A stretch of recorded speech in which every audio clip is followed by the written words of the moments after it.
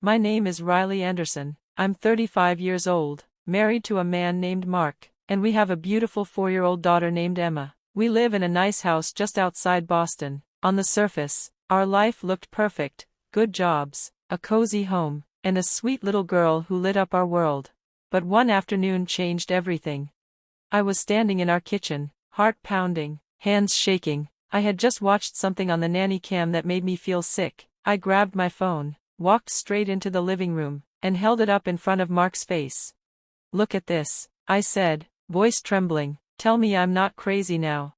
On the screen, we watched Lisa, Mark's sister, passed out on our living room couch. Meanwhile, Emma was walking out the back door, toward the pool, alone. I could barely breathe. She could have drowned, and Lisa didn't even move.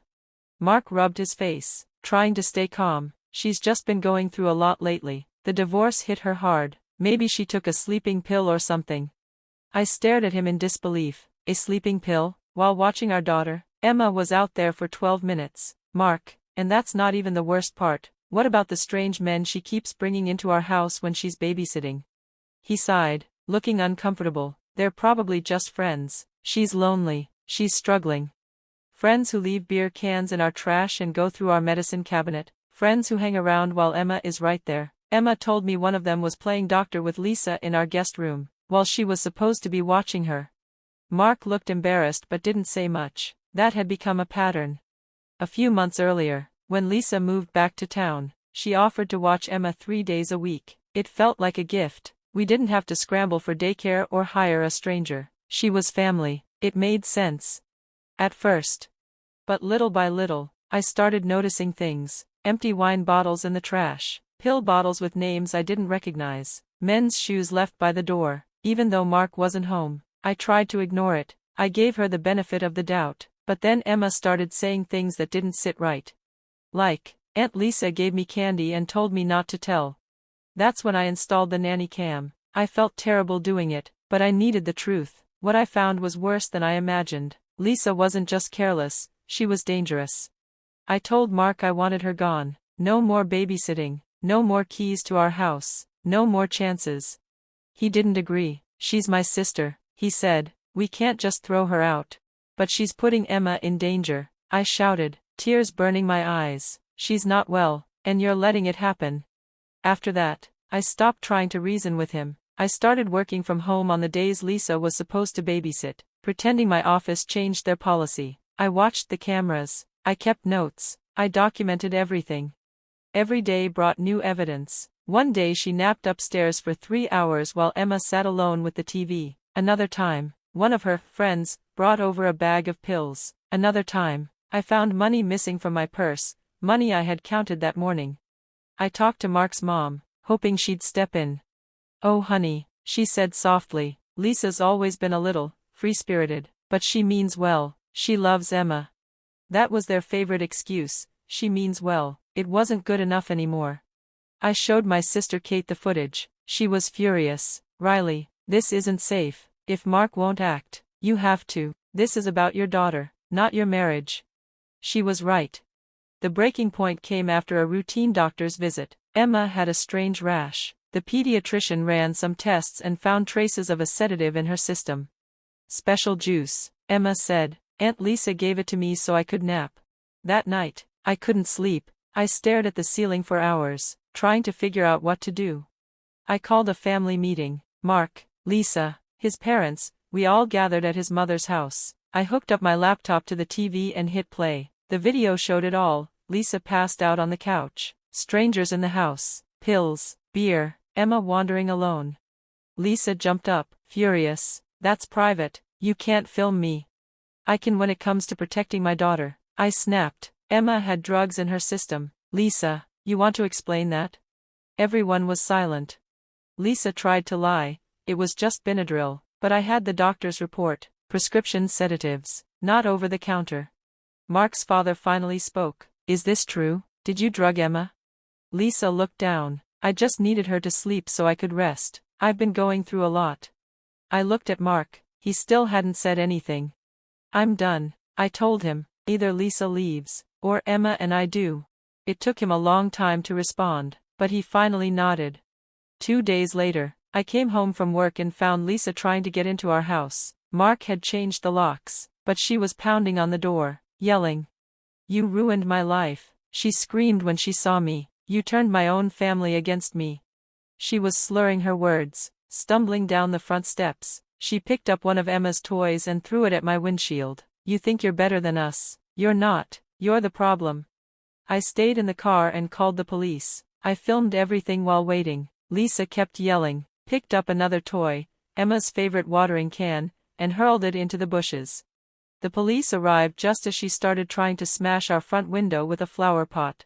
They restrained her and found pills in her purse, again, not prescribed to her. As they put her in the car, Mark's mom showed up. Her face was streaked with tears. "I'll bail her out," she whispered, "but this time she's going to rehab. No more excuses." Mark came home shortly after. He watched the police talk to neighbors. One couple had recorded the whole thing. Mark looked at me, heartbroken. "I should have listened to you. I thought I could save her. I didn't think she'd ever hurt Emma." I nodded. "I know you wanted to help her, but you needed to protect your daughter first." As the police car turned the corner, I looked around the yard. Broken toys were scattered everywhere, like pieces of a war we never meant to fight. But I had won the only battle that mattered, protecting Emma. And I'd do it again 1,000 times over. Emma had started going to play therapy a few weeks after the incident. At first, she didn't say much, but slowly, during games and storytelling, she began to open up. The therapist would share pieces of what Emma said with me, never too much at once, but enough to shake me to my core. Emma talked about how Aunt Lisa would often take naps while her friends stayed and watched her. She talked about how those friends gave her special juice to help her sleep, and how they told her it was a big girl's secret, something she wasn't supposed to tell mommy. Every time the therapist told me something new, it felt like someone punched me in the chest. I could barely breathe. My daughter had been in danger, right under my nose, and I hadn't seen it until it was nearly too late. Mark was a mess. After everything came out, he slipped into a deep depression. He blamed himself, over and over again. He couldn't forgive himself for trusting Lisa, for brushing off my concerns, for failing to protect Emma when it mattered most. I kept thinking about when we were kids. He told me one night as we sat on the back porch. I was supposed to protect her. Dad was always gone for work, and Mom was too busy with her charity stuff. Lisa only had me. I guess I never stopped seeing her as that little girl who needed looking after.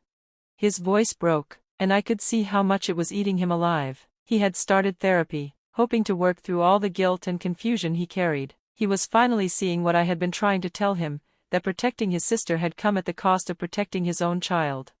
Some of our neighbors were kind. A few of them dropped off casseroles or flowers. One woman even left a handwritten note that simply said, "You did the right thing." But not everyone was supportive. Rumors began to spread around the neighborhood. At Emma's preschool, the invitations to birthday parties stopped. Some of the moms who used to chat with me during pickup started looking the other way. One parent even pulled her daughter from Emma's class, saying she didn't feel comfortable anymore. I felt like we were being punished for telling the truth.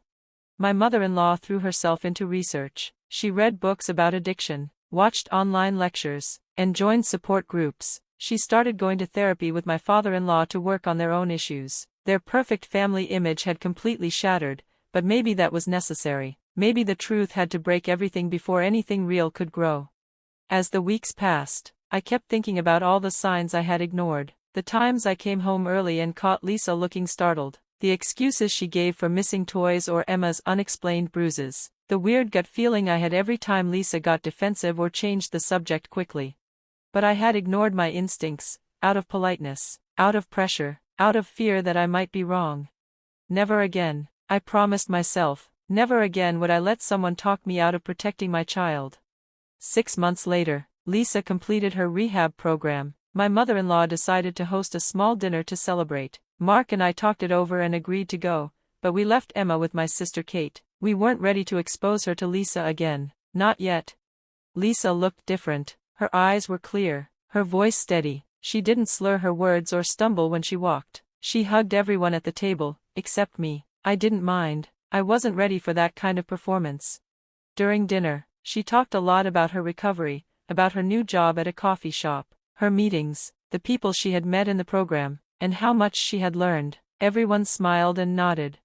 Then, toward the end of the night, she looked directly at me and said, "I'd like to see Emma. I know I messed up, but she's still my niece. I miss her." The room went silent. My mother-in-law quickly reached across the table and grabbed Lisa's hand, tears in her eyes. My father-in-law stared down at his plate. Before I could say anything, Mark spoke up. His voice was calm, but firm. "No," he said, "Lisa, I'm proud of you for getting help. I really am, but you lost the privilege of being in Emma's life the moment you put her in danger. That's not something we can just move past because you're sober now." Lisa's face crumpled, and she burst into tears. My mother-in-law started to argue, but Mark cut her off. "Mom, stop. We can support Lisa's recovery, but that doesn't mean risking Emma's safety again. She's only 4. She doesn't need to be part of Lisa's healing journey. That's not her job." I squeezed Mark's hand under the table. For the first time in a long time, I felt proud of him. He had finally chosen to protect Emma above everything else. Lisa stood up and ran from the room, crying. My mother-in-law followed after her, still calling her name. My father-in-law sat back in his chair and gave Mark a quiet nod, like he was relieved someone had finally said what needed to be said. I looked at my husband and whispered, "Thank you." He nodded. "We're not going backward, Riley, ever again." And in that moment, I knew, we were finally on the same team. We had been through a storm, but we were coming out of it stronger, together, and ready to protect what mattered most.